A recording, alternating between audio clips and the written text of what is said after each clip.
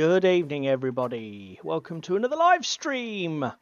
I'm completely bloody knackered because it's vaccine season here in the UK, and I've been spending most of today administering vaccines, so I'm completely knackered. My brain Sticking is people fried. with needles. It's just the thing is it's a degree of human interaction. It's just constant human interaction and repeating the same conversation a million times, and eventually you sort of like eyeballs start to bleed. Anyway, Enough about you and your shit. Welcome to another hobby live stream. Hello everybody. Hello F boys. I don't even know what the F stands for, Crispin. Rude. Sorry you couldn't make it, Tim. If you catch us in the after show, hello sir, welcome. Hello to everybody else in the chat. Hello Evening Orinoco. Spam. Hello Evening Darren. Paul. Hello Paul. Hello Spam and Egg. Right, for those of you joining the first time, welcome to the Yellow Belly live stream. We're a couple of wargaming idiots, and for the next couple of hours, we'll be running through... Oh, I didn't upload some pictures, damn. Right, we will be running through a few things for you. First of all, we'll have a chat about what we're going to be hobbying on while we chat nonsense. Hello, Peter Coleman. Hello, sir. You from Scotland way, Mr. Coleman? Do I recognise that name? Ewok Kebab, good evening. So then we will have a quick chat about what we got up to on Club on Monday night. We haven't got much news, so we're going to pad the next bit of the show out, probably with a bit of pointless. Hello, welcome to the show, Peter. Pad the next bit of the show out talking crap and interacting with chat, because that's the way we roll here on Yellow Belly Tabletop. Then who needs a kicking this week?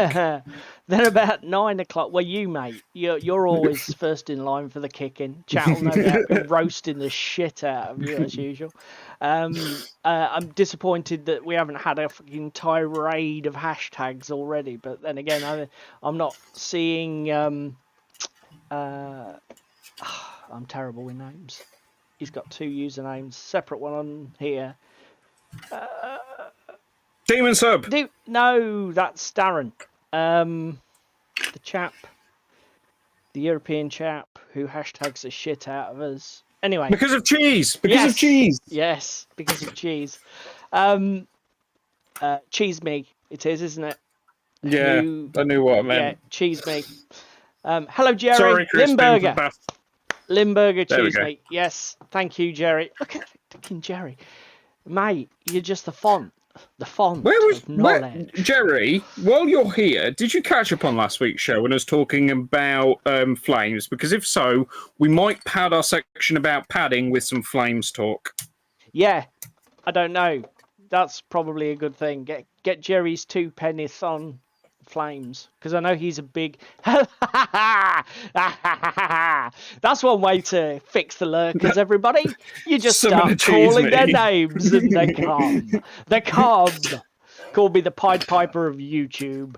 And then about 9 o'clock, we're going to tackle our main topic. And this week, we're going to be chatting about...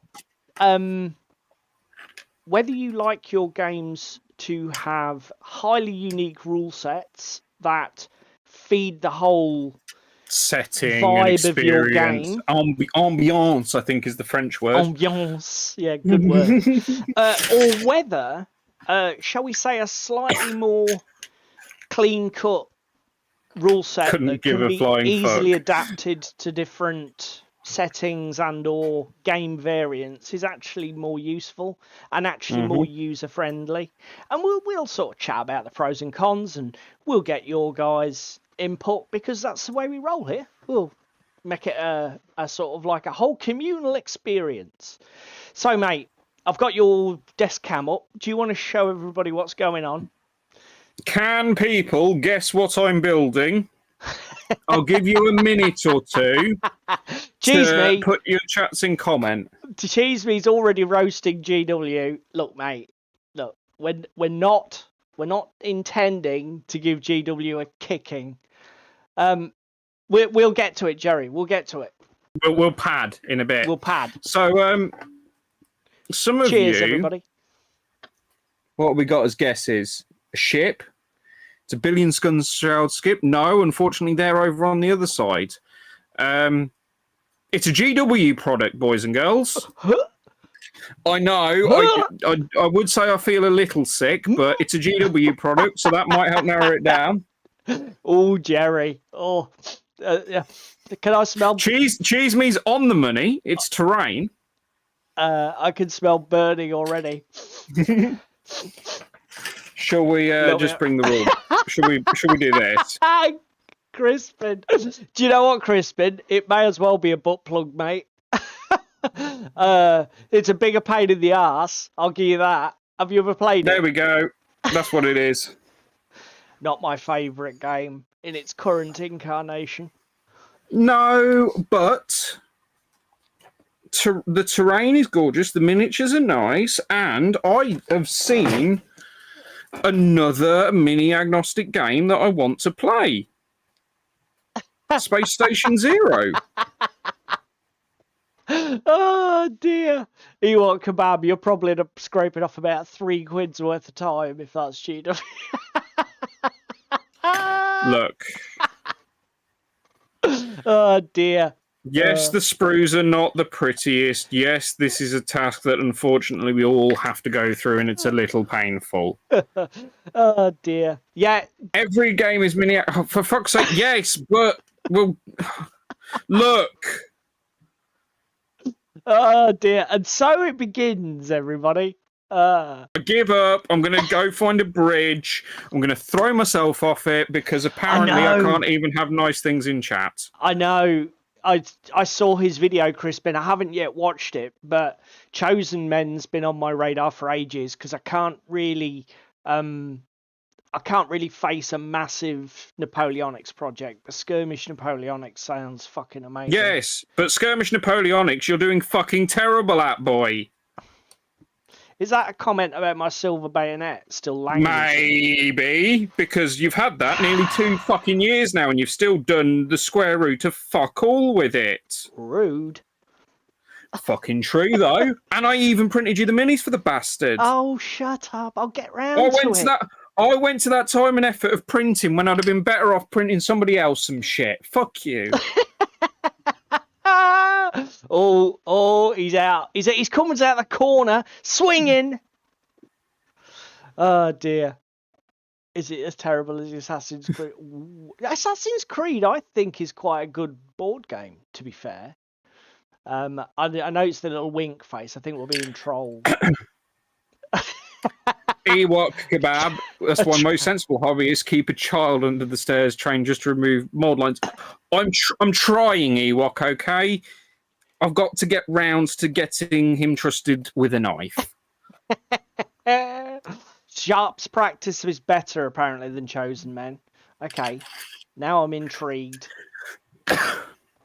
Paul, have you seen this? Shut up, I've got one of It's those. a Tamiya extra thin cement with the lid on so I can't knock it all across my work desk. Keep it wet. Don't get it on your wet palette, will you? No, because you can show the boys and girls at home what happens when you do get it on your wet palette. Well, yeah, you'll be able to see the melted mess behind my project in a minute. So, for those of you who were here last week, let's show you what I'm doing. Are you still on that fucking Drake? Just fucking don't. Right. This is the Armada from Mantic. Salamander's Drake, which is the big, large ship. I did all of that gold last week. And now I've got to stream a bit. Now I've got to make this side look the same. This is what a melted. This is what polystyrene cement does to a one of these red grass games wet pallets. Melts the fuck out of it when you spill it. But still, it's almost as if it's designed to melt polystyrene, isn't it? Yeah. Shut up, bloody scientist. Well, you're the pharmacist here. I'm just the engineer. If anyone should be sciencing the shit out of anyone else, it's you. Me. Right. So Crispin's on his cowboy terrain. Is this part of Terrain October? Are you getting in early, Crispin? So yes. Yeah, this is the pre-season. So this is what I'm doing tonight. More gold. I will get this goddamn ship finished when it's done. Look at it this way. At least you haven't had to undercoat it because you sprayed it a nice rich chocolate brown. No, that's true. That would have been soul destroying if you'd have had to undercoat that bastard first. Yeah, well, like, to be fair, it literally is just 3 colours basically: cream, dark sand, and the gold. So it's just that the gold is so fiddly to paint because of the way. Oh, excuse me. Where's your chocolate brown? You can't count colours. Chocolate brown, sand, and gold. That's not what you just said. Oh, did I not? Okay. No, you didn't. Although I did actually lie because this ship has both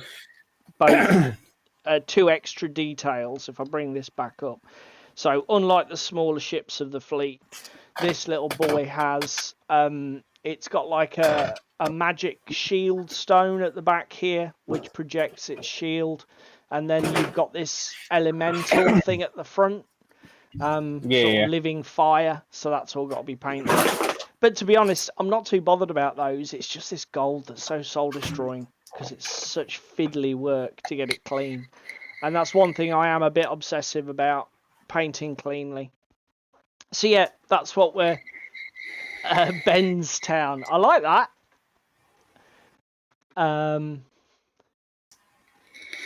Shoresville. First food that I want on scale of terrain from a Scandinavian store. What? What's that, Limburger? What are you on about, sir? You're saying you're going to eat and then get 1-to-1 terrain? Or did I miss something? He's going to fucking IKEA, you muppet. Jesus Christ on a bicycle. I get it now.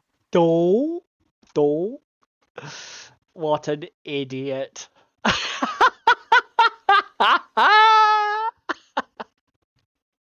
Oh my god, Crispin, please do a town sign with that on it. Yeah, but the best is it's going to have to be under like a rainbow banner. Just saying. Oh my god. Oh fuck's sake. Right. Cheers, boys and girls. We've got a beer on the go. Do you know what I'm gonna do? You just talk amongst yourselves. I'm gonna see if I can transfer these pictures from my phone that I forgot to do earlier. Because you're a cretin. Shut up. What else are people doing in chat then? Yeah. What are we working on? Obviously, Crispin said he's working on his terrain project. Darren, what are you doing, Darren? I haven't seen you shout out your... Why the fuck are you doing that? You fucking beer! Jesus! Fuck me! Bear with me and we'll come down to my live camera. Hang on a sec. Let me... Okay, quick change. Hang on, let's go back. Ding. Boo. My beer didn't get the memo that it's meant to be drunk and not spilt fucking everywhere. Jesus. Fucking it's still going. Fuck me. Well done, mate. Fuck.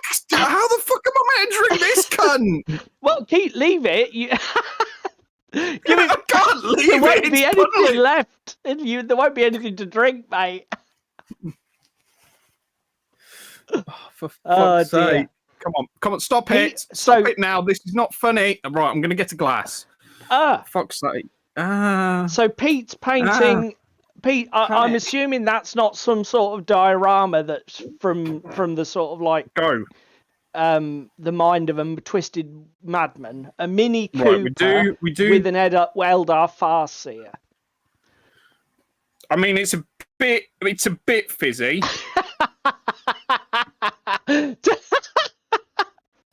To be fair, Jerry, it's more like the water in Fantasia than you're aware. You should see the shit he drinks. Spam an egg. It got excited. Okay, it happens to most men. Sorry, beers. Rude. Darren is prepping a few random models, as I don't really want to start anything new, as I'm expecting. Yes, there was beer in that can till it emptied up all over across my fucking desk. I'm disappointed, Pete. I'm disappointed, mate.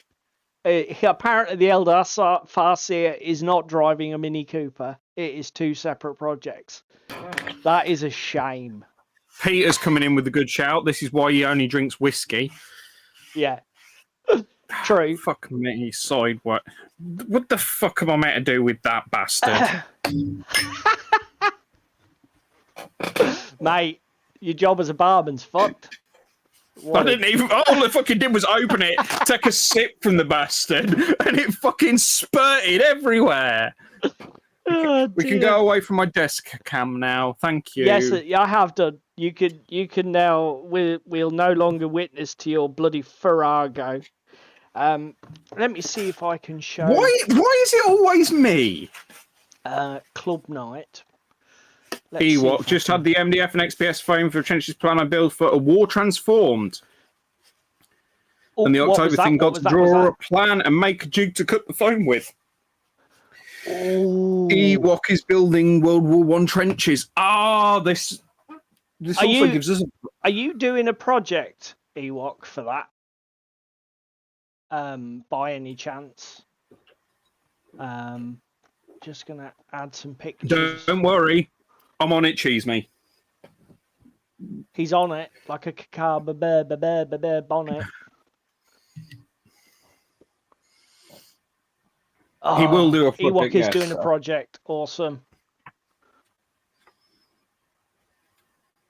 Right. So, what did we get up to at club, sir? I played Armada. Okay, you can go first then. And you played some Dead Zone, didn't you? Yes, I did. Do you want to tell them about your Armada game first? I can do. It'll be brief. So I played Skull Island, the Skull Island scenario from Seas of Dread with Trevor. So there's an island in the middle that you're meant to put your treasure tokens on, and you score 2 VP for doing it. And if there's medium or XL ships, there's also some VP sunk. There's some VP for that as well.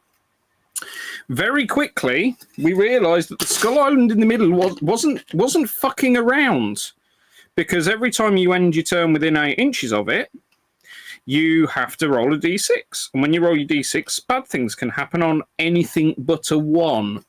So rolling 1 is good. Oh my shit. And everything else is not so. Yes. Okay, so moral of the story is you don't want to be with 8 inches of that central island. But you've got to be within 3 inches to pass your treasure tokens onto the island to score points. Oh dear, that's a horrible scenario. What the hell? Trevor summoned a sea serpent, which then decided to start tearing face across his fucking fleet. So it sunk 2 of his boats. What, almost straight away? Yeah, pretty much, because it's 8 close combat dice. Fuck. Yeah, it's nasty AF, particularly when it's going against a crew strength 3 boat. So it tore that one asunder, then it tore the second one asunder, then Trevor cottoned onto something. If you ground your ship against the island, you have unlimited chances to get your treasure tokens off the boats and onto the island. So Trevor was quickly putting his treasure tokens onto the island. Meanwhile, I'm there shooting the shit out of a sea serpent and getting mauled to death by it. So good to know. The actual running yourself aground and just hoping for... to outlast the damage output of things. Okay. Noted for future games. And then I took a... So because Trevor's boat sank, I managed to secure one of his treasures. And you were playing the dwarves, weren't you? And he was Twilight Kin? Yes, he was. And that, therefore, then meant once he'd deposited his 4 treasures onto the island, I could deposit all 5 of mine and 1 to spare. So I won the scenario. Because dwarves and fucking hull points are a ridiculous thing. Yeah, I was going to say, in a scenario where you just crash your ship and then hope to weather a load of damage, the dwarves have a bit of an advantage there, don't they? Yes. Okay. Although you weren't running the broken one, were you? No, I wasn't. Let's trigger Jerry. Wasn't running the dreadnought. Ewok says there's plenty of dogging in his future. Talking about the Osprey game. What is it? Doggerel. War Transforms, you fucking retard. So yeah, I played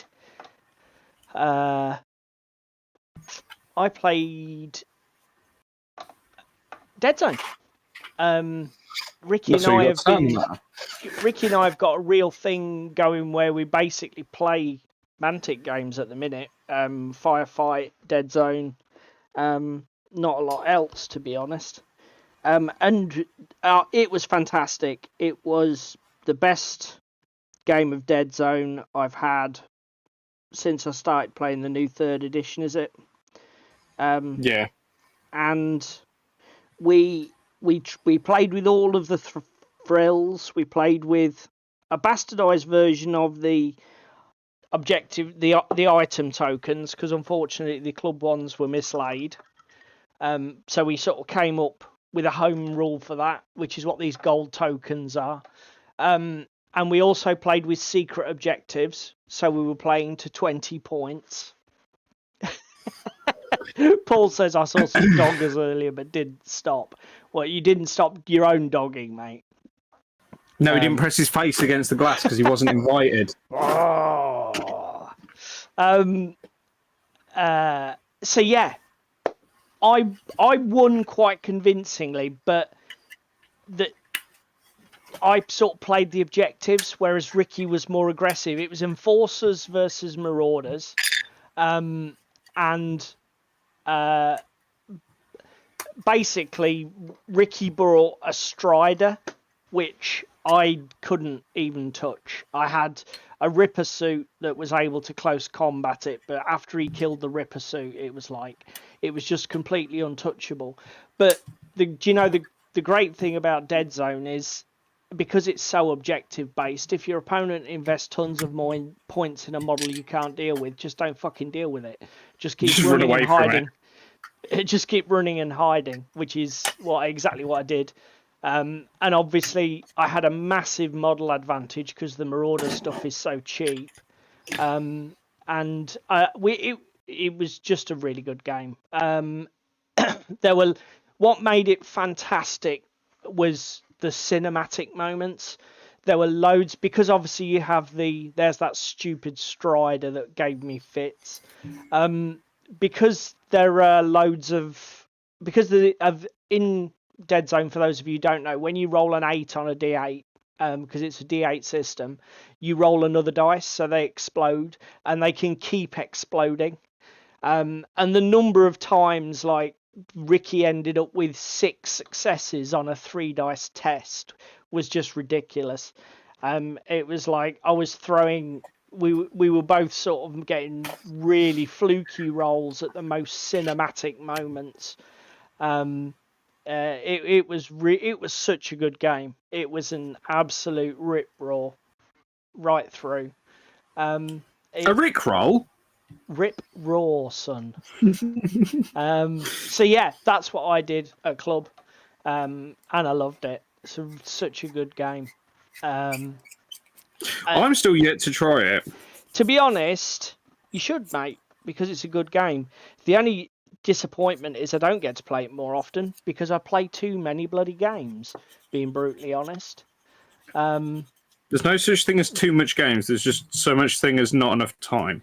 Yeah, that's a better way of putting it.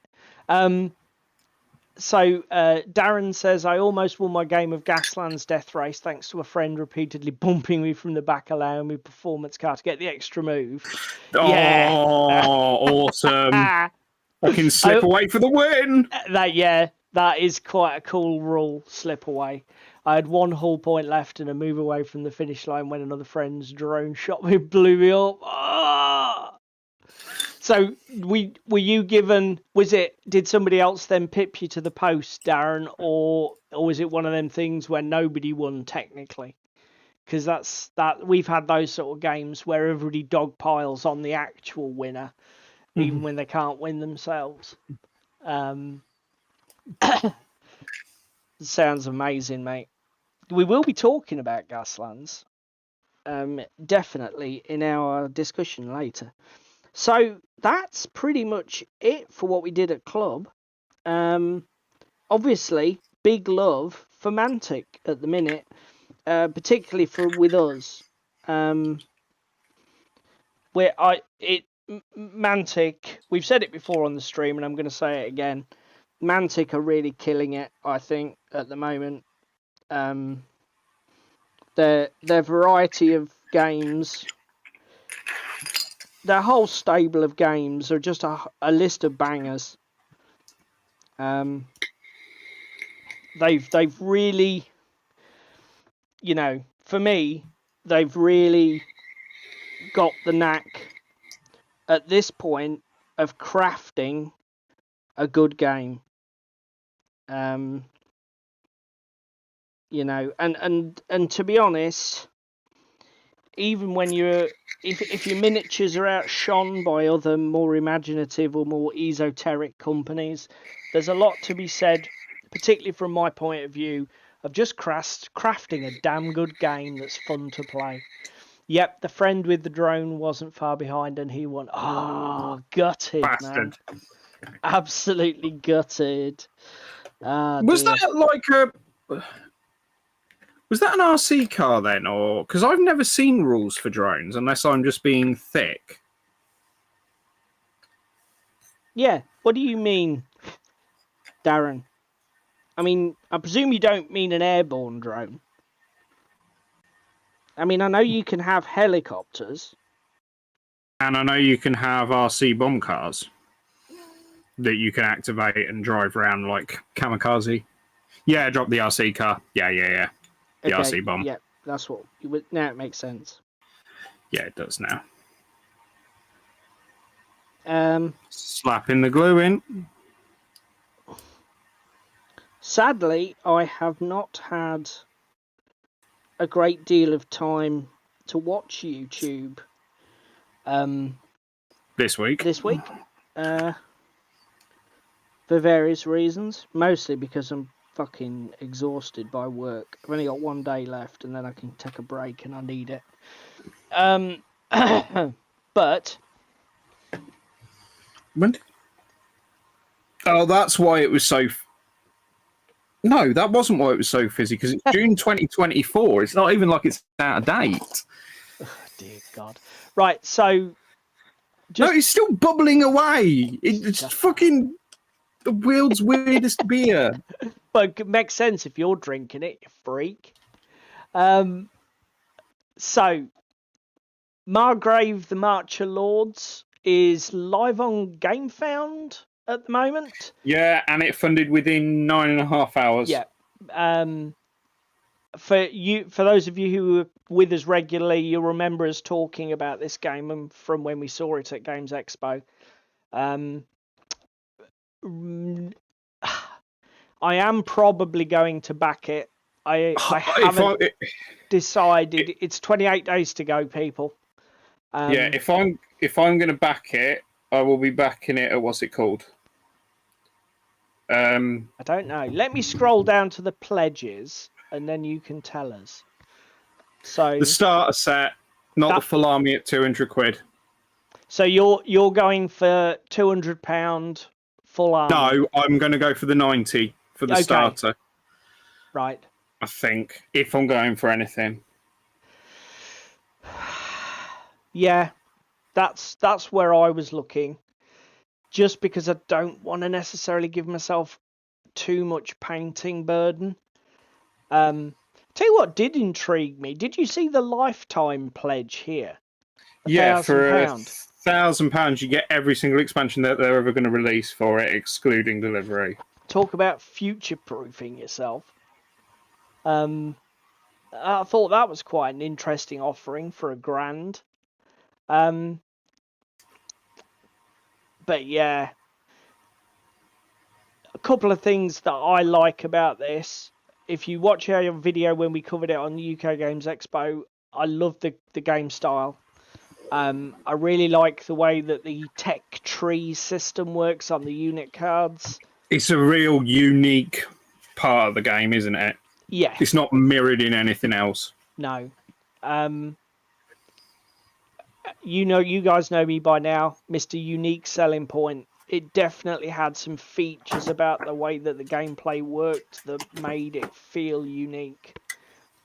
Cheese me's attacking me because apparently not shaking beer cans is a thing. I think, again, I like the miniatures. I like the non-heroic, very grounded, correctly historical style. Proportioned look of it. The miniatures are very slim. What are you going for if you're going for anything? Are you going for the Jade Banner? Yeah, Banner Clans. It's got to be. You know me. I love that Japanese aesthetic. So these miniatures, out of the 3 factions that they've got for launch, they're the ones that speak to me the most. See, I have a predicament. Because I like the Spanish Inquisition force.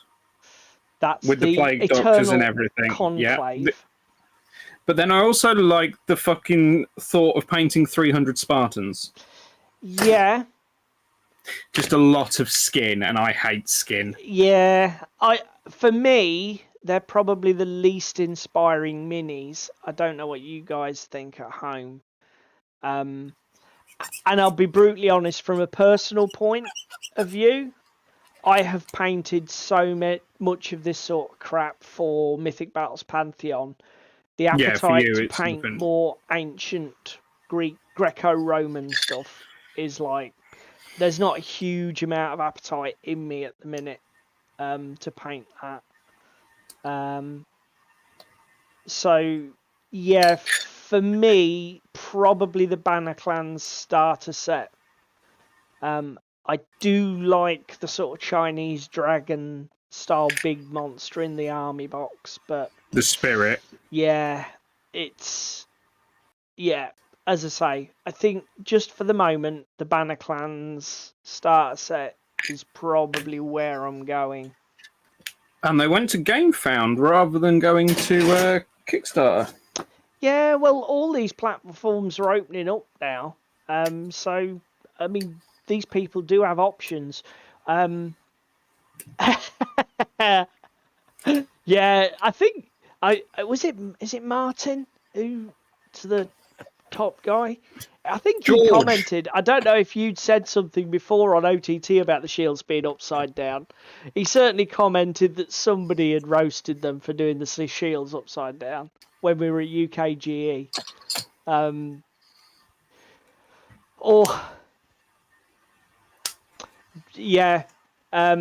Paul says, "Have you tried Bushido?" Not played it yet, Paul. I'll be honest. It's one of the. It's a game that I will get at some point, but I've just got to stop. I mean, I'm exerting. I knew it.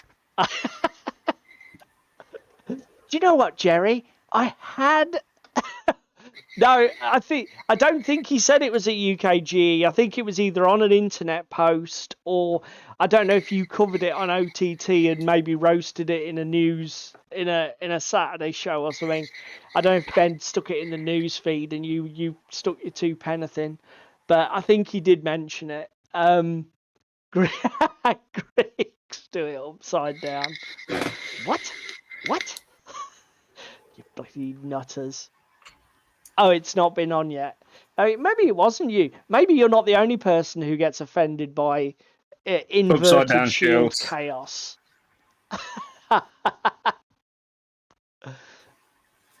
They're famous.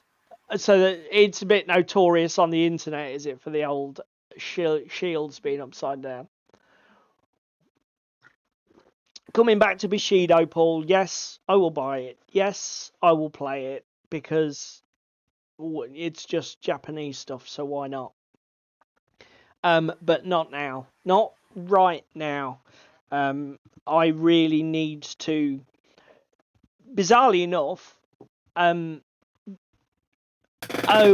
see. The Spartans are famous for the L shape on the shield, not the sort of like inverted thing.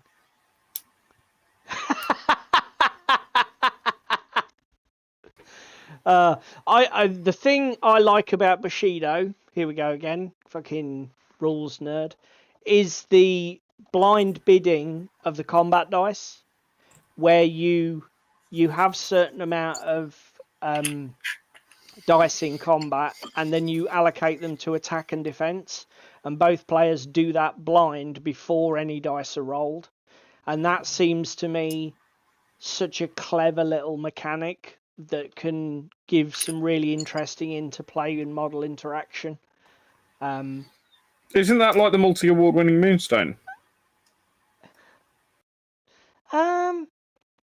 Very similar.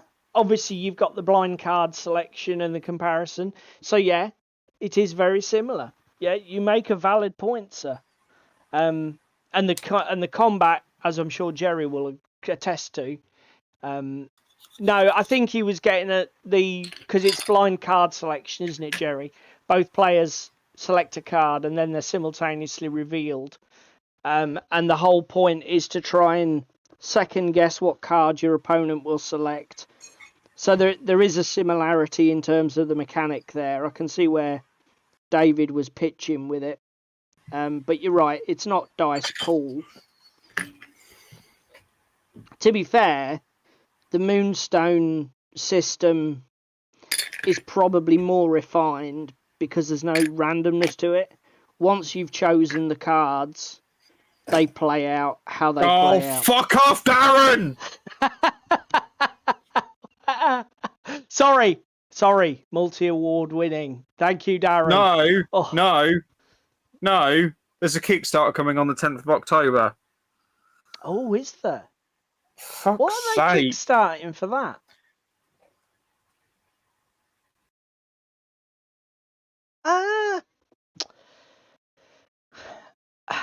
Yeah.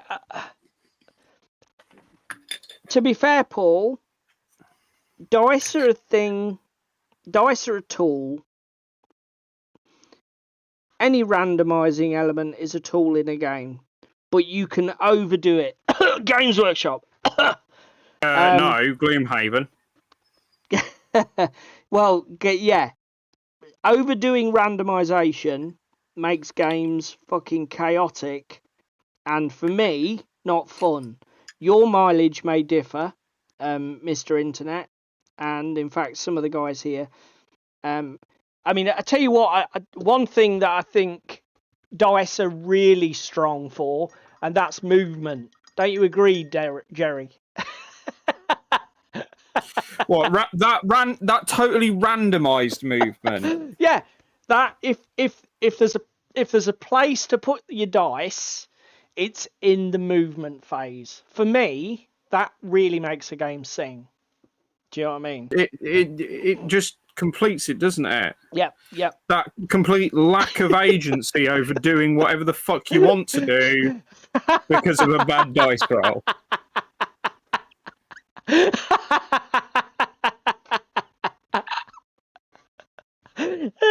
Yeah. Dear. Touche, sir. Touche. He loves it. He loves it. What, random movement? I don't think he does. You know, people were on about me designing my own fantasy rule set last week. Yeah.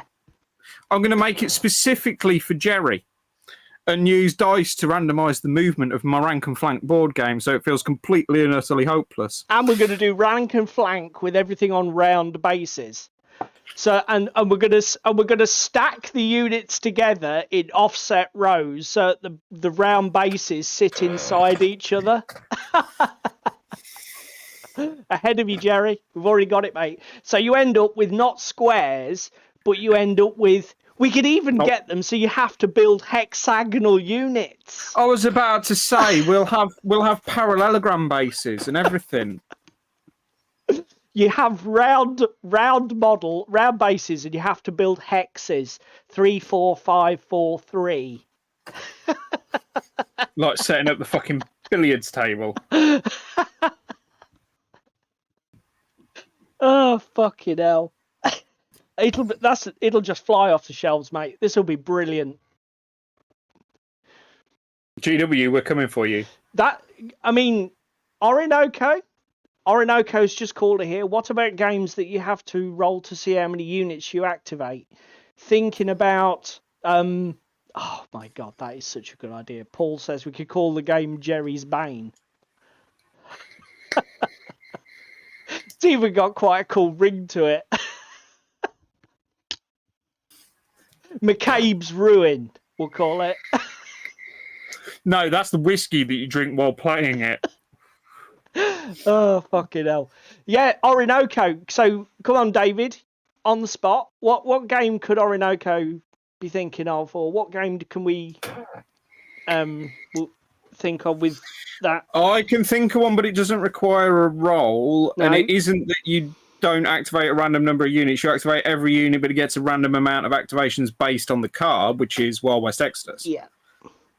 That's the one that immediately popped into my head. And I'm going to hold my powder because I've not really played enough Wild West Exodus to know how annoying that is. Good and or bad it is. The only mechanic similar to that we've road tested recently was Oathmark has a system where when you select a unit to activate, you pass a morale test or whatever it was. And if you don't pass it, you only get one action. If you pass it, you get two. Yeah, it's a pain in the arse. I'll be honest, I'm not thinking about if I was to design a game, it isn't where I'd put dice. In fact, I'll be brutally honest, although for me, and I think we talked about it when we talked about a randomness in games video. For me, randomness is good in combat situations so that the outcome is not always entirely easily determined, because you do need a bit of unpredictability in a game just to stop it feeling like chess. Yeah, it's just to stop that chess experience where everything is very deterministic.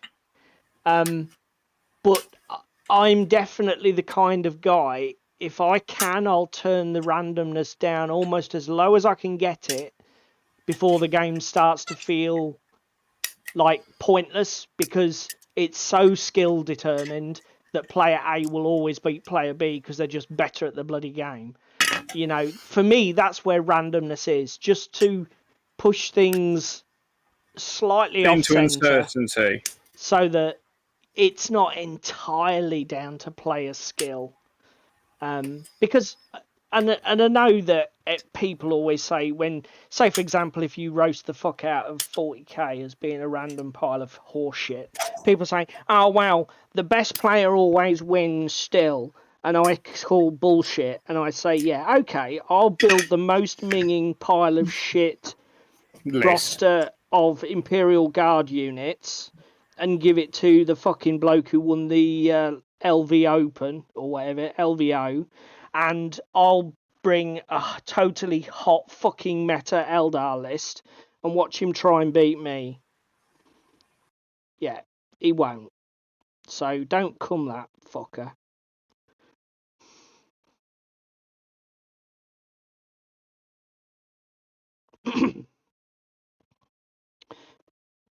So I don't know, you're a little bit more pro-random, aren't you, mate?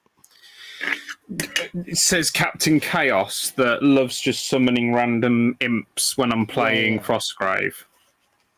But it's not just in Frostgrave. I think you've got a higher... Although, I don't know as you have.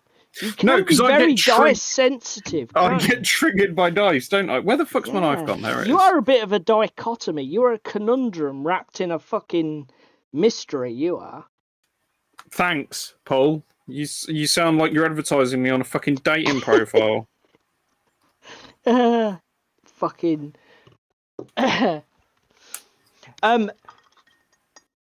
Jerry, as you missed last week, mate, and we've got a few minutes to spare, David and I played our first game of Flames of War last week. And yeah, you've got it, Darren. You win 40k before you've even come to the table. Please reference our video on such topic. And why it sucks fucking donkey dick. And repeated bitching about said topic. Yeah, we played our first game of Flames. And we were a bit underwhelmed. It left us with a bit of a lackluster taste in the mouth, didn't it? We were a bit underwhelmed. I liked the fact that stuff didn't die very easily. Yes, but also the scenario that we were playing, which was Annihilation as your intro scenario, seemed a bit ridiculous with the fact that stuff wasn't dying.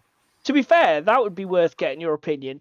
So, like, when you read the rulebook, it says that you should play that Annihilation scenario where the only victory objective is to destroy your opponent's formation. Or whatever it is. Core formation. Do you really think that's a good intro game? You know, because for me it felt really grindy. And it would have been better if there'd been a more objective based or simple victory condition for a beginner.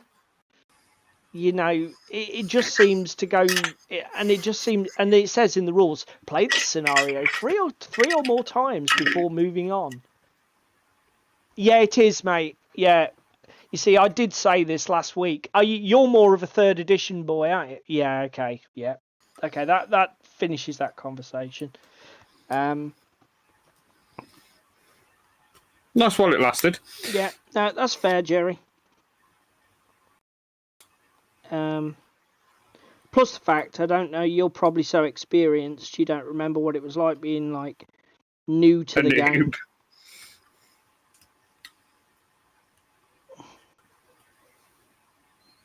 Well, other than battle reports that are on the internet riddled with errors. Yeah, that's another thing that annoyed me a little bit when I was trying to learn it. I'm like, and it might be Jerry could add some insight. I made a wild guess. Right, okay. Here's another thing that I didn't really get.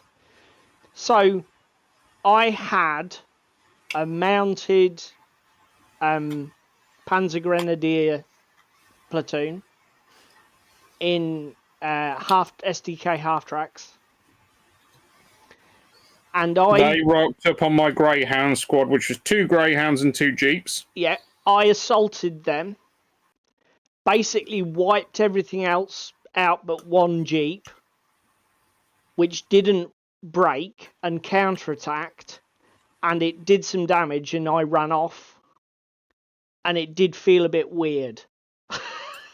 If I was honest. I've just tuned through 3 armoured vehicles, but... Yeah.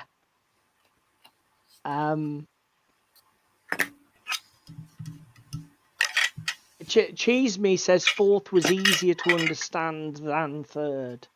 Obviously, I don't know. Is it just because, I mean, this was another criticism that we had. I don't really rate the rulebook for Flames of War.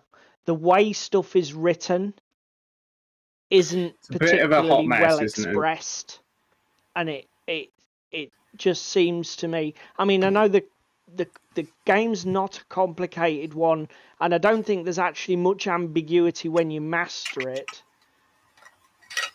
So the Jeep was like, because the Jeep was within 4 inches.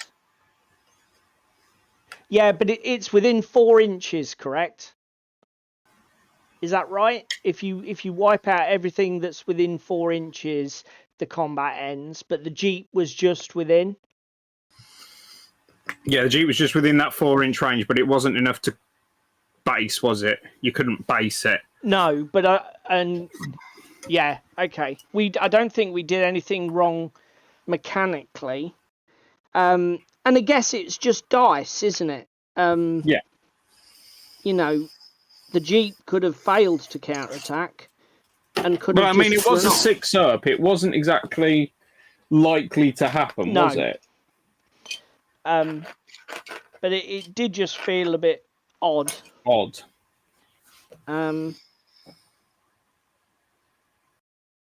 Although I see, Jerry, I guess the reason you've mentioned that, Jerry, is that assaults are way killier than shooting stuff, which, when you think about it, is definitely the case, isn't it, mate? I wiped a ton of stuff out. Yes, Flames does use inches.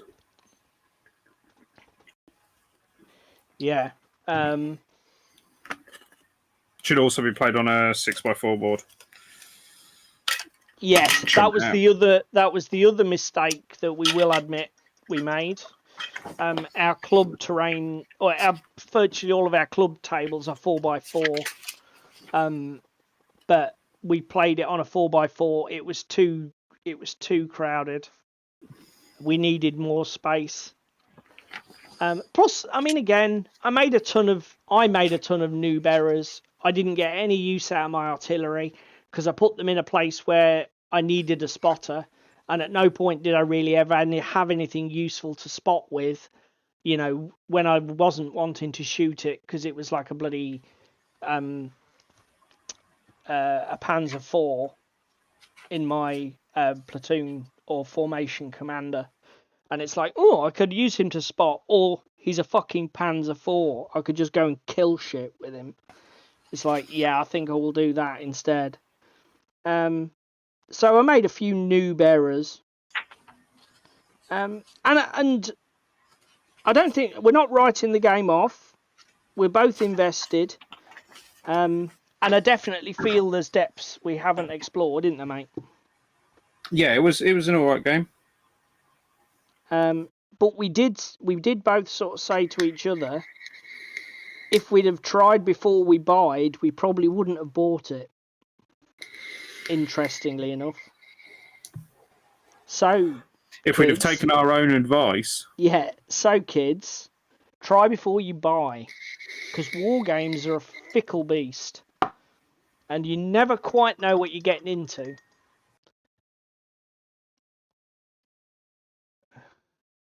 Yeah, I guess so, mate. It's just that, again, this whole concept of destroying the core formation and not needing to worry about the support stuff, it just seems that as a beginner, there's all sorts of nuances to that to break your opponent's formation that you're not really dialed in on. But I guess maybe your argument is that they want you to dial in on that, so they say, look, the first thing you need to do is break your opponent's formation. Focus on doing that. Which is fair, I guess. Paul's wandering in with his demos for the win. Yeah. This is true. Yeah, it's definitely true. It goes into defensive. What was I going to say? Oh, I was going to tell you, with the other thing that we did was we played some Gloomhaven again, having given it a kick in earlier. We've got 5 minutes left, and we played our third scenario in our Gloomhaven campaign. And it's definitely on the up for me. Yeah, that's exactly what we have, mate, with the starter boxes, one core formation and some support to go with it. And it's definitely on the up for me. Without giving too much away, for anybody who hasn't played Gloomhaven or maybe has played it and has stopped, because it's a bit of a grind. Beast. We've reached the point now where the branching narrative has kicked in. So we've played our third mission, and we now have an option to go down route A or route B or route C. Well, yeah, or take a side path back here. But coming back, if we take A or B, it will close off a whole part of the narrative.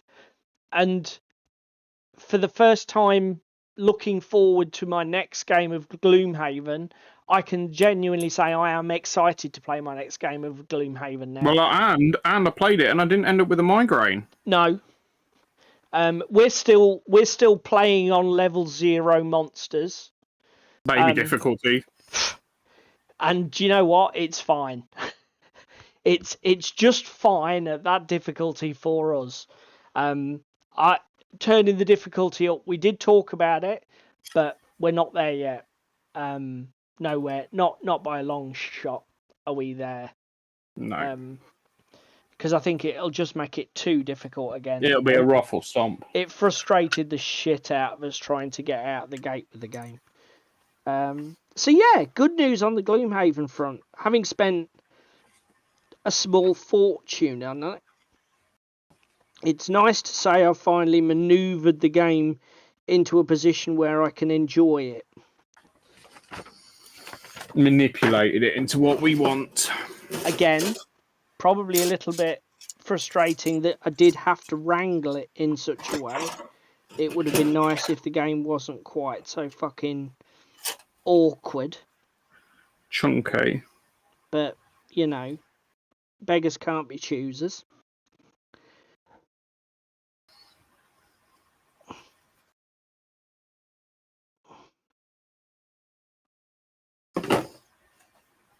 Right, we're coming up for...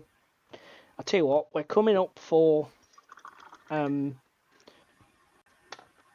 o'clock, 9 o'clock, 10 o'clock. It's 10 o'clock in Germany. Yeah, but the resident German's not here. To be on, yeah, that's the thing, Paul. The game is now... David and I enjoyed our session on Saturday. We felt that we were in control. We felt that we were actually strategizing and actually beating the scenario instead of just fucking flipping existing cards and firefighting. I don't know if everybody else feels the same. A game that puts me into firefight mode where I'm just literally scrabbling for fucking purchase and trying to not die. No, I'm gonna come at you. I'm gonna come at you hard here. You're gonna say Cthulhu. You enjoy Arkham. Yeah, but that's. I knew you were gonna call me out on it, and I've said it on the stream before. Cthulhu's a particular gaming experience, isn't it? Yeah. Yeah. The fact that you get curb stomped into oblivion. Hi, Gilly Ghost. Combat all the way. What you mean? Games that is that a wild Ricky I see? Oh, is it? Is that Ricky's new moniker? Are you saying basically as long as you're fighting, you're happy, even if you are clinging on for dear life? It sounds like a very Ricky thing to say, doesn't it? Well, I'll tell you what I'm going to do before it gets to 9 o'clock. I'm going to go and take a comfort break, and David is going to entertain you. Am I? Yeah. Well, Sam's just shouting Bianca. Yeah, it is Ricky. Happy days. I can imagine firefighting mode would be good for a survival horror. I mean, again, Zombicide's meant to be that kind of style, isn't it? Of getting curb stomped and just facing complete terrifying hordes, etc. I mean, I have looked at getting some of the Zombicide games. I just haven't committed to purchasing it yet. Anyway, Ricky, how goes painting Blood Bowl, for starters? Because that's what you're on at the moment. And I'm currently on Operation Build Walkways. Has anybody else got anything they want to shout out or talk about while Paul is not here? Speak now or forever hold your peace. Oh dear. Chat has descended into chaos. Which ones have you played, Darren? Have you played the Wild West one?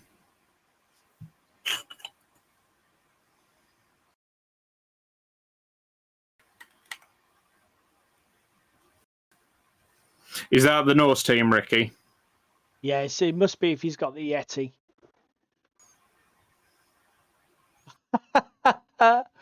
Promote naughty products. What the hell's been going on?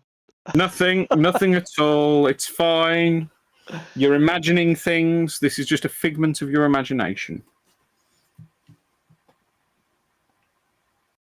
Not much firefighting with us now unless we use loads of add-ons. Oh, what's that in the what in your zombie side? Okay. Again, I'm a bit like David. It's a franchise I've not really sampled. The dark fantasy one appealed to me. Was it the second one? I can't even remember what they're called. I've got a feeling it was Black something.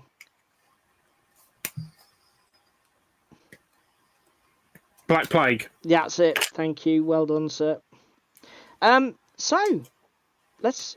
Oh, actually, before we move on to our main topic, you mentioned. I heard you mentioning painting earlier. What are you going to do? Anything for the painting comp next week? What even is painting comp? Painting comp's pointed sticks. No, it's not, is it? That was this month, you fucking orangutan. Oh my god. Yeah, the one that should have been judged the night of what's it called? Oh, of course, we missed we played club, didn't we? Not Frostgrave, Firefight. Okay, so yeah, do we even know what the topic should be? I'm getting to it. September is Wanderer. Ooh. Okay. Any ideas? Sam has descended down to, I'm not purchasing anything without dump trucks and brassieres. What the fuck? Right, that's it. I'm not leaving you unattended again. What? Adult content in minis, I would hazard a guess at.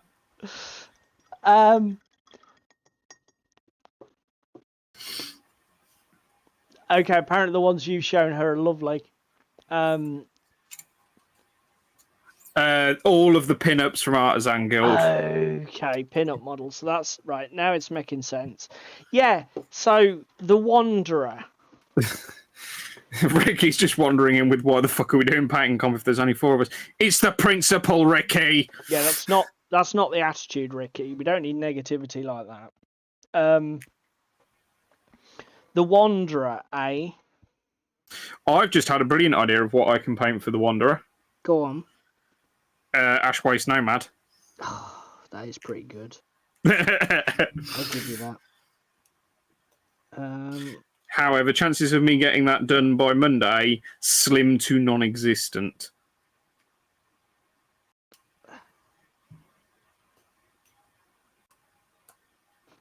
I'm not sure I'm inspired at all at the minute.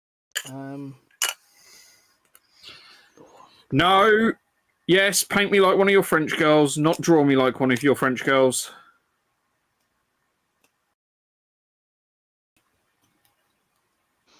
Wanderers. Blood Bowl team? That's what, and copy, I don't know, one of the UK Premier League or First Division teams that's like Wolverhampton Wanderers, something like that. That might be an idea. That might be an idea. Anyway, let's get on to our main topic, sir. So, bollocks! I've just dropped something. Dorking. What the fuck? Dorking Wanderers. Is that really a team? What are they? Sort of like the fucking five-a-side pub league?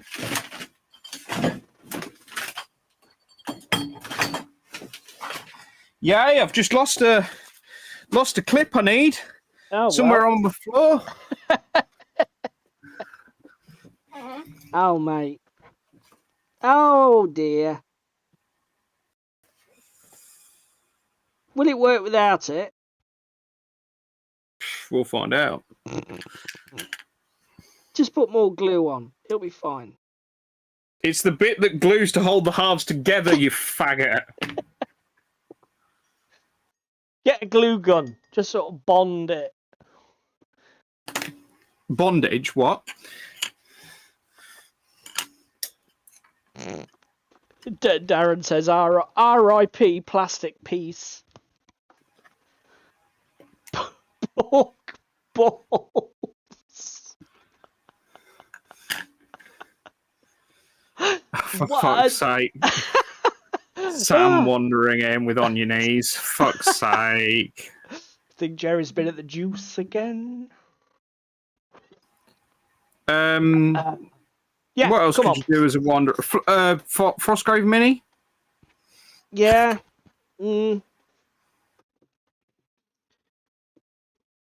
Nah, it's not really speaking to me.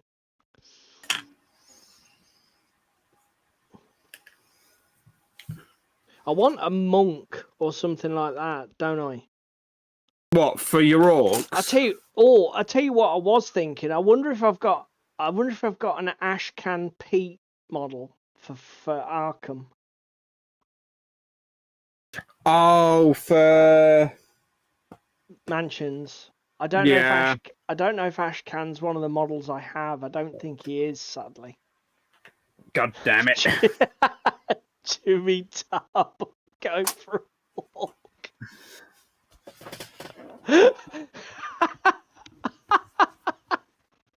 Sorry, I didn't see the question mark, Jerry, under this random heart symbol that's now the thing in YouTube chat and masks. He could look at Fallout Wasteland Warfare, but he doesn't own any.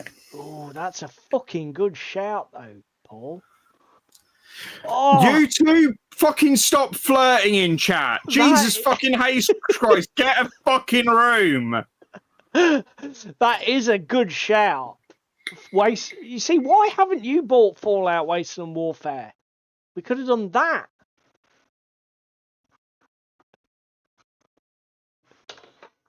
Right.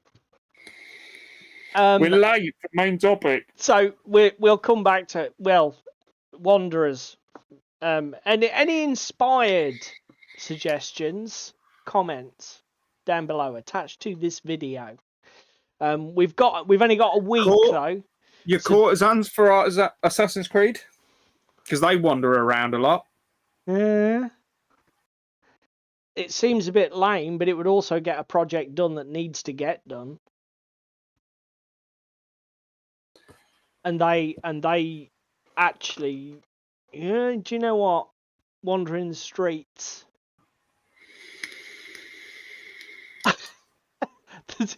What's that game I played with Luke? The dwarf game. Oh, fuck. I don't know. The board game. Yeah, that's based on a computer fucking game. What's it called?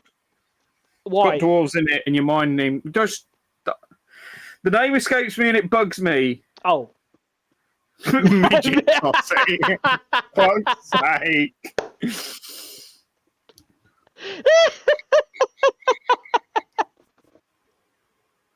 Fucking hell. That's brilliant. And do you know what? It should be called that. It would sell way more copies. Dear. Caverna. No. No. It's only... Your dwarves, you're mining procedurally generated caves, fighting a load of light tyrannids. Time Bandits. No, not Time Bandits. Oh! Yes, it is. That's an awesome shout. If only I owned Darren's miniature collection. Or maybe I can just steal pictures off Darren's Instagram. What? Masquerade them as your own? Yeah. Oh, I left my minis at home, but I actually painted these. Just get Darren to mail you some in. I don't think Darren's parting with them. Not anytime soon. Pirates for Moonstone? And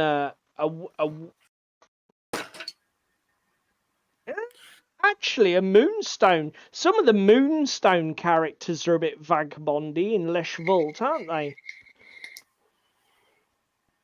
True. What do you reckon? That's not a bad... That is not a bad shout. Actually, I will have a look at some of the Moonstone minis. Deep Rock Galactic. That's the name that fucking escaped me. Deep Rock Galactic. Do you think I would get them quick enough, though, Darren? I've only got a week. You haven't even got a week. Oh, it's no, Monday. I haven't. It's Monday. I've got 3 days. Yeah, I think that's pushing it. Although, the Moonstone is a fucking awesome shout.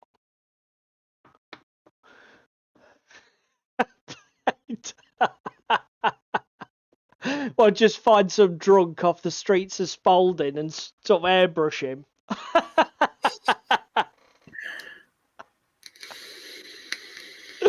Yeah, we just getting silly now. Fucking hell. So, yeah, let's get on to our main topic. Let's try and do something constructive with our time on the internet and not look like we're complete idiots. 15 minutes late for a fucking main topic. 10? 15 fucking cheek. So, game rule systems. It occurred to us when we were having a conversation that there are sort of like 2 definite directions that you can go when you're designing a rule set for a particular war game. So the first way, and I would say it's probably the most common way, is to take quite a simple mathematical framework that's based around a series of steps with randomization in some. So, you know, you've got, and this could be used to describe probably the vast majority of war games. Games like the GW Classics, 40k, Fantasy, you have like a movement phase, a shooting phase, an attack phase, whatever. Yeah. And your operations are quite intuitive and simple. So you measure a distance with some sort of ruler, or in the sake of kill team, you know, arbitrary lengths. What, you mean circle, square, triangle, which are the equivalent of a certain number of inches, but GW won't allow you to measure in inches. You've got to measure in basic fucking school geometry terms. To be fair, though, there are other games that do it. You know, games that have fixed lengths for movement, even if it's like everything moves 4 or everything moves 6 or whatever, but they don't actually have a 4-inch or a 6-inch object. Then any dice interaction or any sort of game interaction is just like rolling a certain number of d6 to hit a target number. And again, there are permutations of that. You can roll to hit a target number on a whole host of d6s, and then you can build dice pools for success, or you can have degrees of success like you do in Frostgrave, where the higher you roll, the better you do, the more damage you do in effect. But the advantage of these sort of systems is that when you look at the whole plethora of war games out there, it speaks for itself. It's highly adaptable. I mean, in the thumbnail, I used Joseph McCulloch's Frostgrave series of games. I mean, I only put 3 up there: Frostgrave, Stargrave, Ghost Archipelago. But Rangers of Shadow Jeep uses the same core system as well, doesn't it? It's a lot of the, taking Stargrave and Frostgrave, a lot of the parameters that build the game interactions, the movement, the combat, the dice roll mechanics, they're universal. they're simple enough that they do what you want, which is they represent a random event or a tactical event, and they do it really cleanly and simply. And then the beauty of these systems is because you can reskin them. Well, because the core of them is so simple, you can put any theme you like onto it. So, like, to use an example, for example, like bolt action and 40k.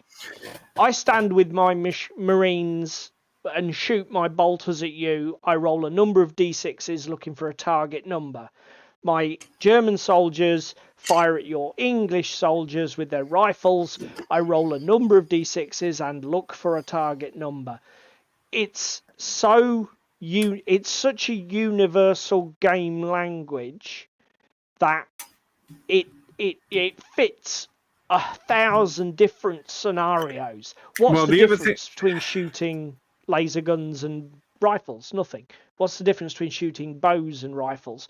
In an abstract sense, nothing really. I mean, obviously in a real world sense, there's loads of difference depending on how deep you want to go. What were you going to say? I was going to say the other thing with this thing that we've spoken about with the rule sets, and obviously the fact that you can abstract them out, and Stargrave being a prime example of it being reskinned. Yeah. Once you learn the base mechanics, you're done. You don't need to learn specific rules, for example, like you do with Gaslands or Wild West Exodus. And those particular games don't get reskinned easily. Well, they're very in their setting. This is another thing. Like the more flexible rule sets, Joseph McCullough's a prime example here with his reskinning. You've got fantasy post-Winter Wonderland. You've got pirates on fucking tropical islands, and then you've got fights in space. Do you know what I mean? Yeah. They're all reskinned, and therefore, whilst you can play one and you can play all of them, do you necessarily have space in your life, as we've touched on previously, to have all of the Stargrave game or all of the Grave games? Yeah. Because once you've learnt one and you've mastered one, you've basically learnt and mastered them all. There's not too much extra or different to do in that regard, is there? I'll tell you what, another good example. I'll come back to your comment, Cheese Me, because it's a brilliant observation. Another thing that occurred to me was our foray into fantasy rank and flank games. We've tried 4 now: Oathmark, Kings of War, Hobgoblin, Fantasy and Hobgoblin. Fantasy Warhammer Fantasy Battles, to give it its full title. 8th edition.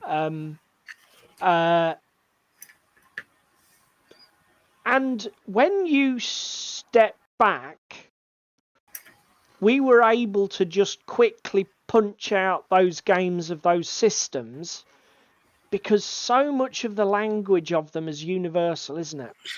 Again, the magic in Kings of War is similar to the magic in 8th edition, just that you get to pick your magic in Kings of War versus random in 8th edition. Do you know what I mean?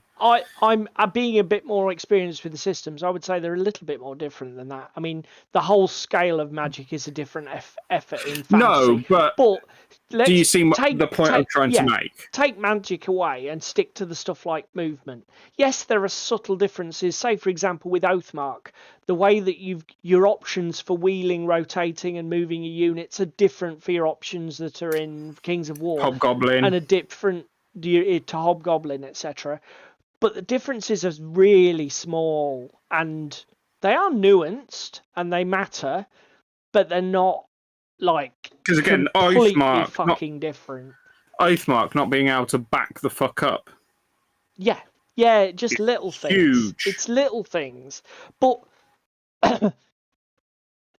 it occurs to me that a lot of those games are taking a common language and they're just retelling it. They're just putting their own spin on it. And David's mentioned, so this is the first camp that we've talked about. And then it occurred to us there is a very different camp of game.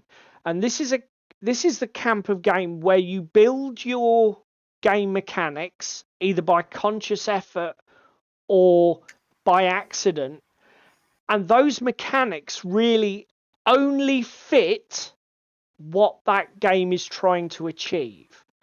The first one that came into my head when we were thinking about this was Gaslands. Yeah.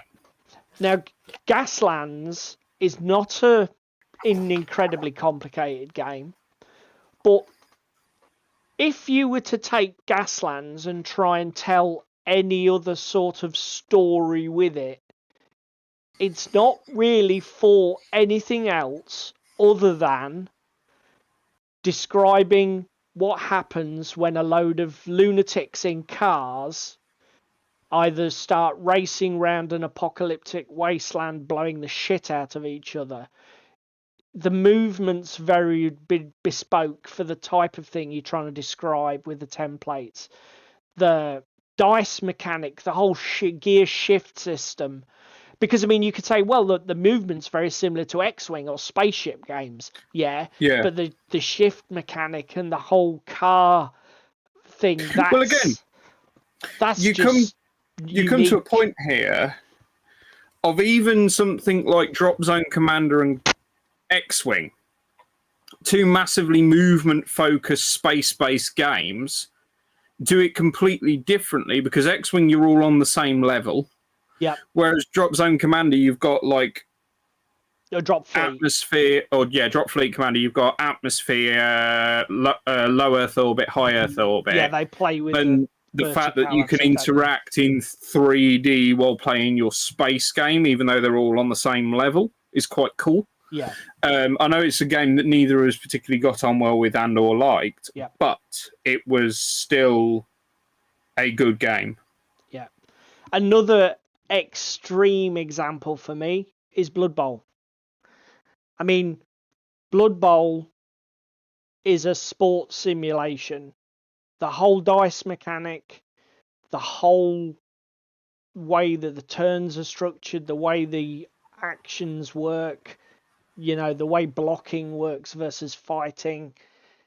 I mean, again, maybe I'm an unimaginative twat, but if somebody said to me, oh, well, take that and reskin it for this, which is not a sports sim, I'd be like, fucker, that's a bit hard. Yeah. You know, there's so much about it that makes it what it is, and it is only what it is. And Darren has just used the word that I thought of when I was doing the thumbnail. These games that are highly bespoke, they're highly focused in the way that their mechanics work. There is a simulationist. You're trying to simulate something as closely as you can. You're trying to you're trying to simulate the movement of cars in a race environment while adding a layer of gun combat on top. You know, you're trying to simulate sports players interacting on a pitch, which is different to people chopping at each other with axes, you know, and the simulation and the other pool of games that we've got over here, everything is a bit more abstracted, and you've got a real split there between games that are trying to simulate one thing well and games that are more of an abstraction of these things. They just move and then they shoot at each other and stuff dies. And... Infinity's a weird one. It's in two camps here. Because it's highly specialised in how you interact with other models. It's highly specialised in certain models having certain jobs. It's highly specialised in its ARO mechanic that makes it one of the best games out there. Yeah? Yeah. But then it is massively generalised in if you've played 40k, or not necessarily 40k, but if you've played a game I'm trying to think of one off the top of my head that's very similar in basically you do your actions with the model. It's kind of like Frostgrave in that regard. You do your actions with your models. It's just that you can pile them all onto one model rather than onto the entire faction. Do you know what I mean? Yeah. I would push back a bit and say that Infinity... But this is just my 2 cents on it. Infinity is in this group for me. Infinity is in defined. The abstracted group. Because I can see a scenario where you would write rules for or just rewrite the profiles for Infinity and effectively use those rules for any sort of like small skirmish game with individual models, which is focused primarily on ranged combat and high lethality. You could do modern day special ops. You could do you could even possibly do like an Assassin's Creed hunter-killer type thing, where you pile a ton of orders onto a single model against a whole host of a larger force. Do you see my... Yeah. Do you know what I mean? Because the core interactions, they're just literally D20 rolls, comparing stats. There isn't any weird custom dice or custom mechanics that really make it unique. Corvus is... Infinity has been reskinned. Oh, of course. Yeah. For the old Fall Chronicles. That was to be fair, and there you go. So, as I say, I can see how that would work.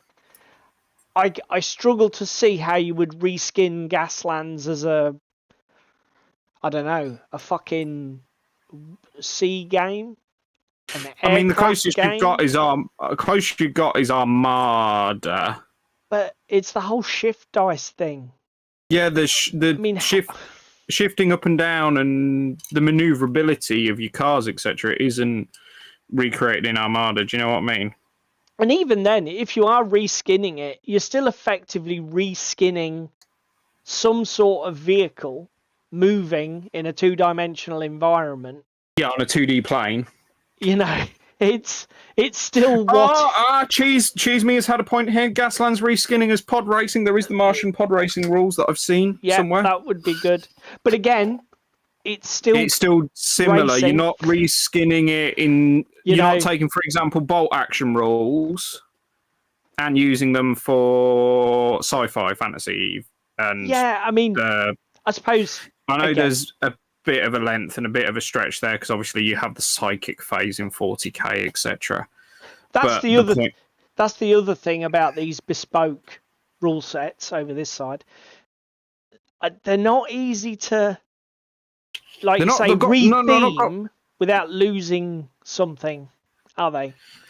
Again, right? When you're doing your Gaslands, the turn structure is totally on its head and wavy. And speaking of which, I saw something absolutely amazing on Facebook earlier this week in the Gaslands group. I don't know if any of you are a member of it. Somebody has got a Arduino board and built a water tower as a piece of terrain that has a scroll and gear phase number on it. And then you push a button and it counts up through 1 through 6 for the turn. And it's on the table. That's quite a good idea. It's amazing. And where it did was look that? Very good. It was on a Facebook group for Gaslands. Okay. He's releasing the files on Cults for 3D printing as well. Yeah. So you're going to be making us one for club, yeah? Yep. Okay, noted.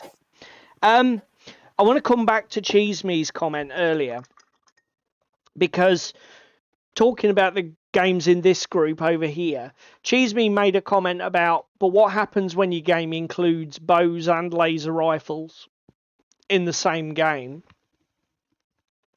And how do you actually start to differentiate at that point? And I think this is where you get a real difference for me. If a game doesn't try to do that too much, it's very much in this camp. So, for example, take a game like Grimdark Future. I could build a fantasy fucking lizardman army, not necessarily Saurian star hosts. Everybody who's got a ranged weapon, I'll give a bow, and I'll use the same stat line as if he had a gun, and the game won't care. Nobody cares, because there is no effort in OPR's systems to, unlike Infinity. Infinity simulates every weapon as closely as it can. I guess this is what pushes Infinity into the simulation group, because it does try to draw a differentiation between every weapon in the game, and you know, a lot of games just don't. Is it shooty? Is it hitty? Ewok. Yeah. Can you share that at some point, because that sounds fucking amazing. Playing football with Gaslands. That does sound quite cool. And yeah, they tried to make it even more universal, Darren. Calling out Jerry's point earlier. Jerry asked the question, where is the cutoff? And I'll be brutally honest with you, Jerry. For me, I think of it as like a spectrum. I would not be the guy to say, oh, well, that game is definitely Group A, or game is definitely Group B. I might say, for me, that's a B game.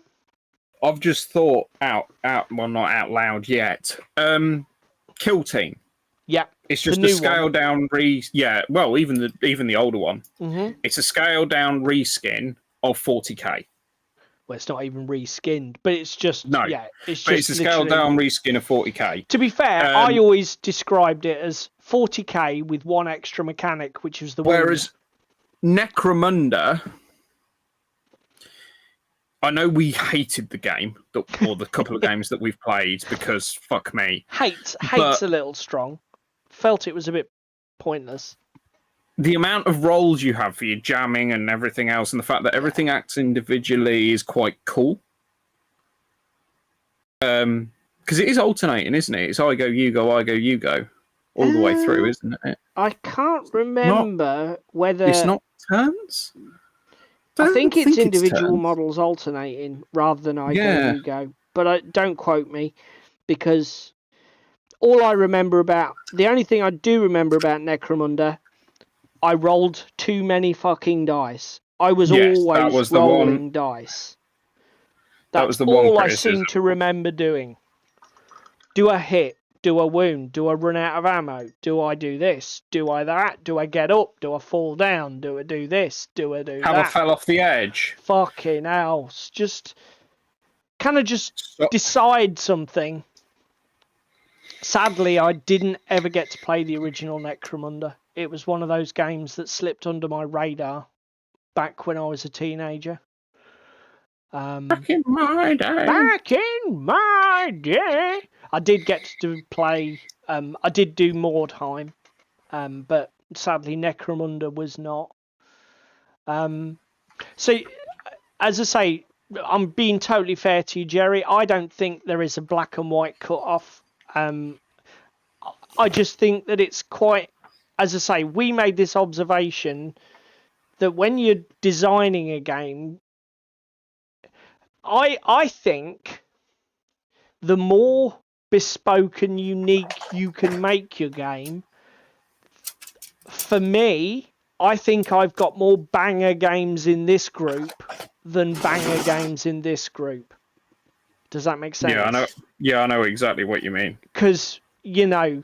And certainly, even games for me that I consider to be bangers are definitely migrating their way over to this group here. Carnivale, I put on the thumbnail, and for me, that is very much a game that's here in the middle, because it's basically just a D10 combat. You know, it's a D10 classic miniatures war game. It's got fairly stereotypical movement. and it's got dice pool determination of combat success and damage, but at the same time, it's got a ton of quite specialist rules layered into the sandwich for your parkour style movement, jumping, very climbing, heavily swimming, themed. Wrestling. Again, your magic is, whilst it is a pool system, how it works and interacts is quite unique. Do you think that magic's a strong thing in Carnivale? I think the magic systems, and I don't mean this in a I think ranged super is critical better, way. and the easiest way to get access to ranged is through magic. Yeah, I think the magic system's a little weak in that it doesn't excite me. Yeah. I don't think it's necessarily bad. I do like the fact that it doesn't break the game. It's very much a... It's a sprinkling of salt on the top for the game, it's isn't it? It's a seasoning, isn't it? Even when you've got quite a lot of magic, the effects that you're doing are not, fucking wiping shit out left, right, and centre.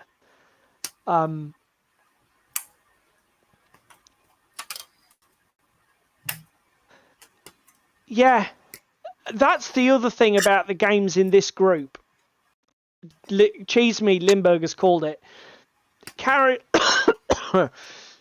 One of the advantages when you build the whole framework of your game to lean into the flavour and the simulation of what you're trying to do, Jesus Christ, they become unforgettable gaming experiences. And there could be an element of Marmite to that. You don't forget it for all the wrong reasons.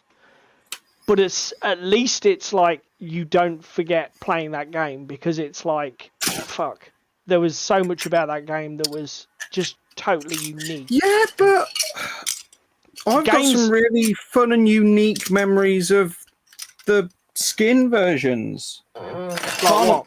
Oh, yeah, I mean... Frostgrave. Yes, but I didn't say that it was... say that it was always black and white, did I, mate? I said it's just that for me, I think you've got more of a chance here. I agree with you. Frostgrave is a fantastic game. There's no pretense to it. The sort of like what's the word I'm looking for? The conceit is fantastic. Oh, we're all just wizards and our flunkies, and we all get to spam spells at each other and nick each other's treasure chests. It sounds almost childlike, and it's just fucking good, entertaining fun. And at the same time, it would just so happens that Joseph just loves writing fucking campaign books and sends out these great stories. He can only do amazing campaign books. Yeah. So I'm not saying that it's black and white, but I am saying that if you're over here, if you're not careful, your game could be very forgettable. Do you know what I mean? I'm just trying to think of something I've played that I've sort of forgotten playing. Probably Star Scrappers, to be brutally honest. So what's your thoughts on Star Scrappers then? It's just the pool mechanic and the models. I don't know whether it's because I haven't played enough of it or that kind of thing. It just doesn't sing to me as much as, say, couple of games of Infinity that I've played. Like, I've probably played Infinity about the same amount as I've played Star Scrappers. Yes. But it just doesn't click or sing with me or have as many memorable moments as Infinity. But I think part of that for me is I remember the one-upmanship and the tactics and everything that had to go into that Infinity game to get that win or get that really cinematic moment off. Yeah. The whole structure of the game. Star Scrappers wasn't that much effort of input, so therefore it kind of becomes forgettable. Yeah. Same way that Frostgrave, we don't remember all the mundane shit. We remember John Rambo going up and killing the worm. We remember me bone darting Luke from across the table and killing him. Yeah, I remember playing against Trevor and him just trying to basically stack fog walls and stone walls so that he made this fucking zigzag maze of death that nobody could get through. Yeah, that's the thing about Frostgrave. It's like you say, that it definitely is cinematic.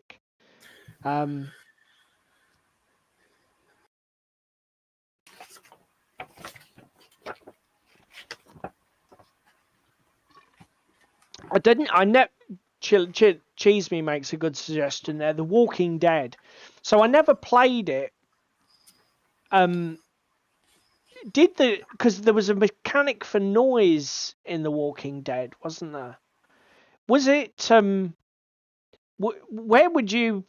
Let's get some input. Where would you put Walking Dead on the scale? Was it quite a generic skirmish game with just a couple of cool mechanics, Limburger? Or was it all the way over here in the full thematic experience? Just give us your view. Because I think that's the other thing about this, mate. I don't know if you agree, but I think that this is very much in the eye of the beholder. Don't you think?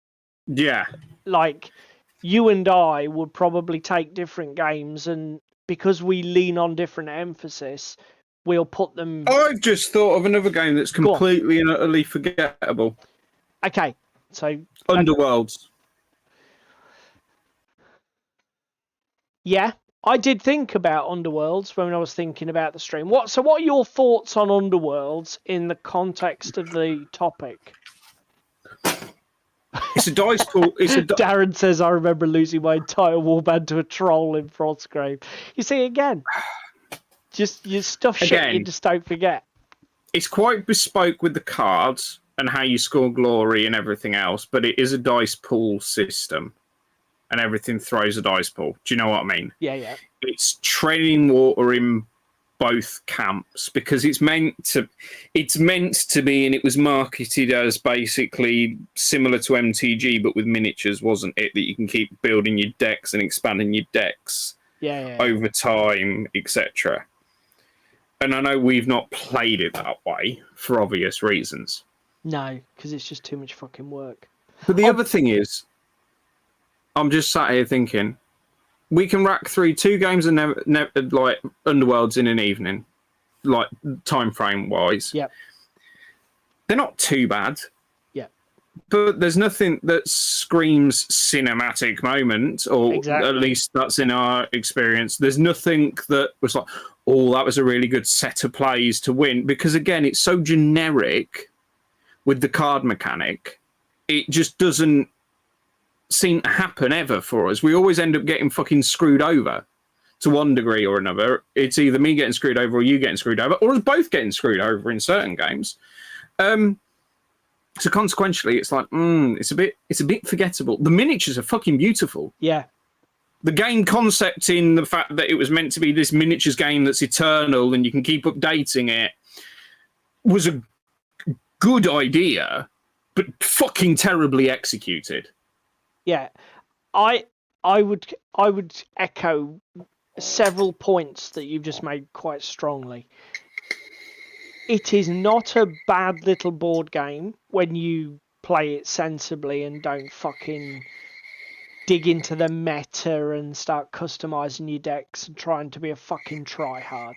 If you just take it as a fun little board game, 30 to 45 minutes, have a bit of fun with it, it's a good game. But I think it's a great example of how, if you might have got the impression, so we talked about Gaslands, I talked about Blood Bowl, you might get the impression, oh well, if your whole system has custom dice, then it's definitely going to be over here. No. Custom dice do not make your game a simulationist focused experience. Underworlds has custom dice. But I agree with David, it is the most vanilla and bland of experiences. I do not feel that I am immersed in anything. I feel that I am playing a tactical board game. That's what I feel like I'm doing. Yeah? I'm not telling a story. I'm not narrating a battle or an encounter. Here's another thing, Dungeon Saga. Similarly, when we was playing through the Mantic campaigns, even though there was a story, there wasn't really any agency. Do you know what I mean? There wasn't any choice. It was you do this one, this one, this one, this one, this one, and you railroaded down it. Dungeon Saga? Yeah, Dungeon Saga. When we started fucking around with it and building our own custom scenarios and our own custom miniatures and our own custom rule cards, etc., that game turned into a really fun, memorable experience, especially when we learned that we'd been playing it on ultra fucking hard difficulty the entire fucking time. But again, we house ruled that so that you could lose a character and not lose the game. Yeah. Because again, I agree with you. When we played Dungeon Saga out of the box and the Dwarf King's Quest, for me, because it was such a locked-in tactical board gaming experience pretending to be an RPG light, that it wasn't, I didn't enjoy it. Once we tweaked it, homebrewed it, wrote our own scenarios, used our own custom terrain and maps, then it started to fucking sing for me. And for our gaming group, because that's what we wanted. We wanted something that was more narrative and storytelling. I'm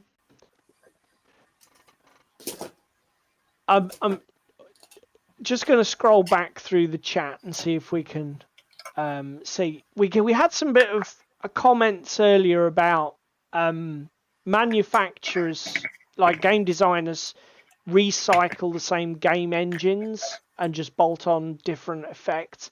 I think that's definitely true. That was Darren that said that. And probably Cheese Me. Yeah, Cheese Me as well.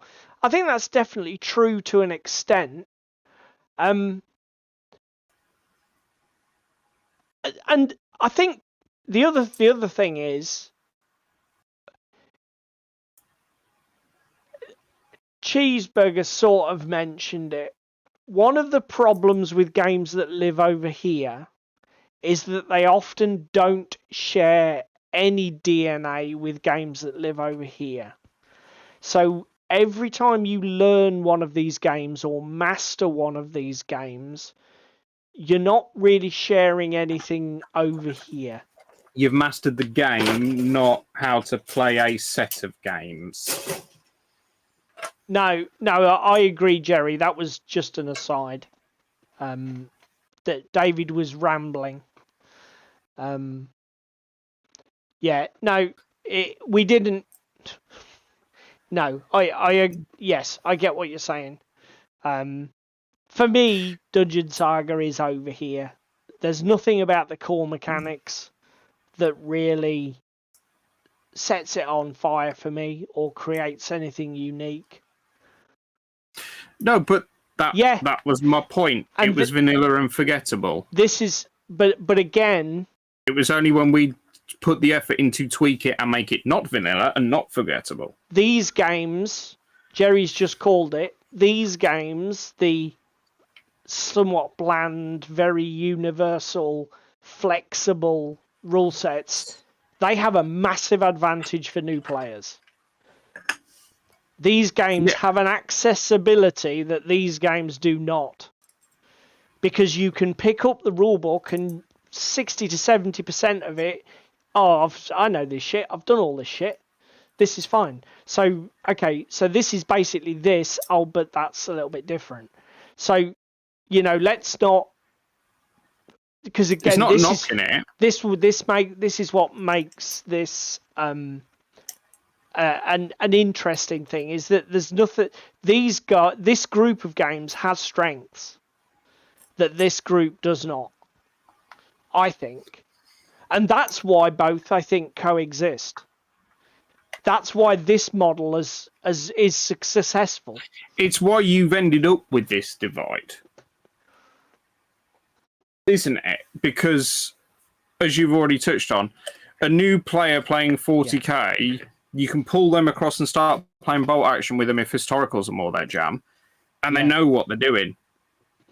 If you take that same 40k player and throw them in at Infinity, they're fucking lost. Yeah, precisely. And I suppose that's another argument for putting Infinity over here. Because one thing that Infinity does have is that the whole gaming loop is really unique. With the whole ARO system, Yeah. It pulls itself over to this group just by the nature of the way everything's put together.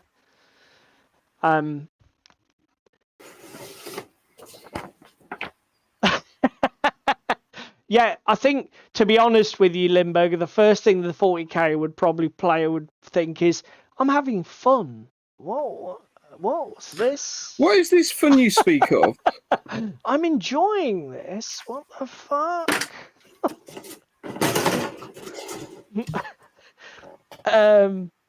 Fucking hell. 40k players. Bless them. God bless you all, and all who sail in her. So yeah. Does this matter? Probably not. Is it just a pointless observation? Probably. Are we wandering around ambling through the bushes, not really making a lot of sense? You tell us in the comments. Yeah. Do you know what? I did think about that. Cheese Me went where I wouldn't go. He made the Alpha Strike gag. I was going to say, mine was going to be sort of like, what do you mean Market Guard wasn't an Alpha Strike? What were they doing? All those Germans should have been dead by noon. Fuck off. Yeah, but it was the biggest fuck up of World War II, wasn't it? Fucking hell. Dear God. So yeah, I say I just thought it was an interesting conversation point to talk about, because you know what, we don't obsess enough about the things that we do, the games that we play. What makes them unique? What makes them complicated? Yeah. Again, this is the problem, right? Me and Paul don't really have a particular vice or poison that we enjoy most. Do you know what I mean?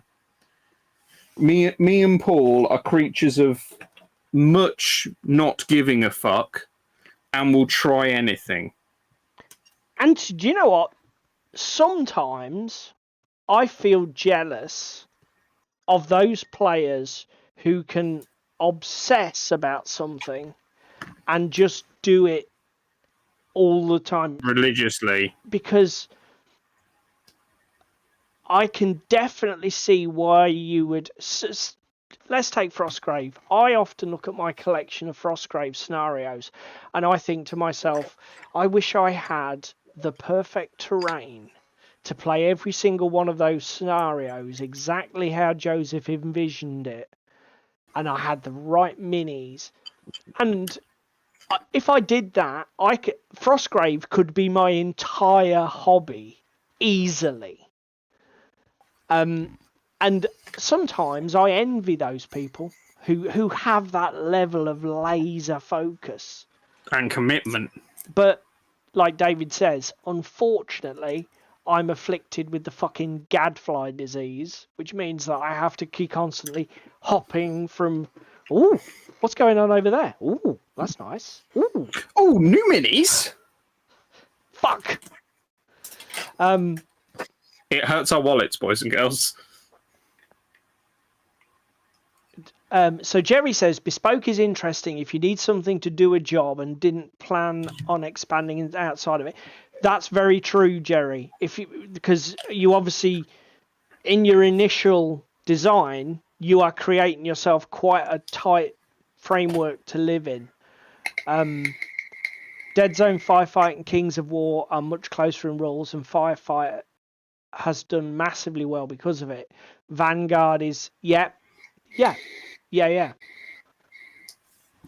Like, and again, this was something that popped into my head when we were talking about the advantages of these systems, the universality, the common language. These games are a gamble.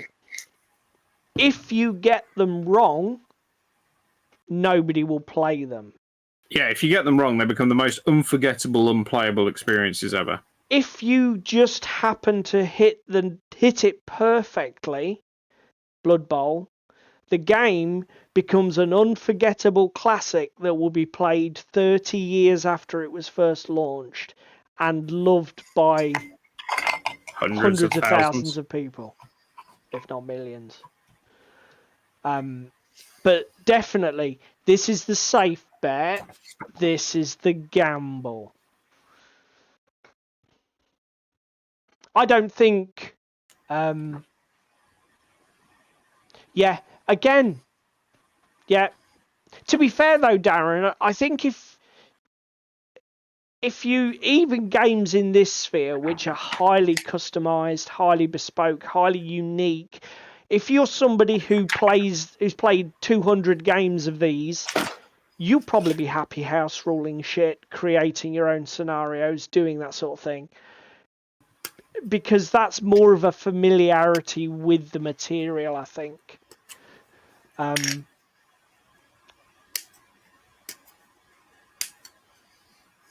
Yeah.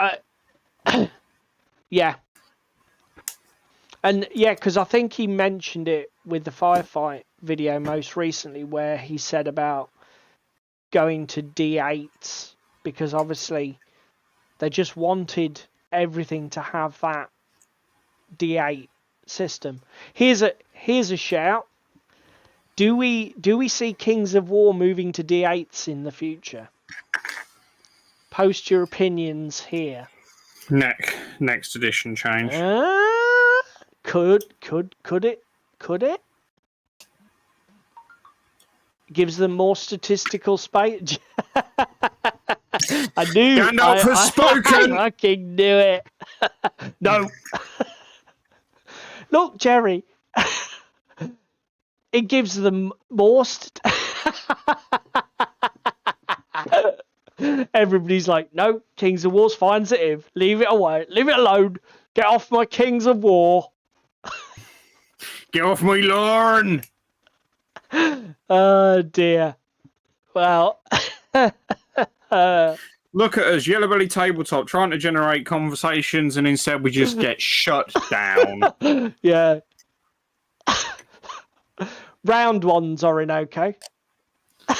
No, I think random indiscriminate laser cut blotches is the way to base all of your miniatures. What, like your forest bases? Yeah, like my forests. Like my forests. Oh my god.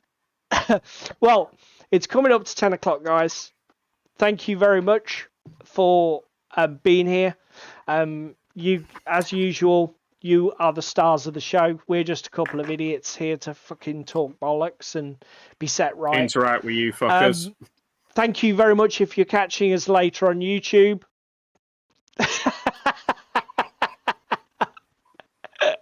We've been told, haven't we? I'm not going to say what just came into my head because I would probably get fucking the video taken down. So if you're catching us later on YouTube, we hope you found the last couple of hours of talking bollocks entertaining. If you can only do one thing, please click the like button for us. If you can find time to do any of the other things, then do that as well. But the like button is what really helps. And hopefully it doesn't take too much effort. Join us in the comments down below to just expand upon tonight's main topic, or just tell us something else that makes you happy to be in wargaming. We'll see you at the same time next week. Have you got anything else to add, mate? Or are we on the way out? I think we're on the way out. I don't think more ways than one, many would say. You're falling to pieces over here, but it's a minute to the end of the show. And for those that are playing Yellow Belly Tabletop Bingo at home, we've had no technical difficulties. So on that note, before we have technical difficulties, off we fuck. Bye!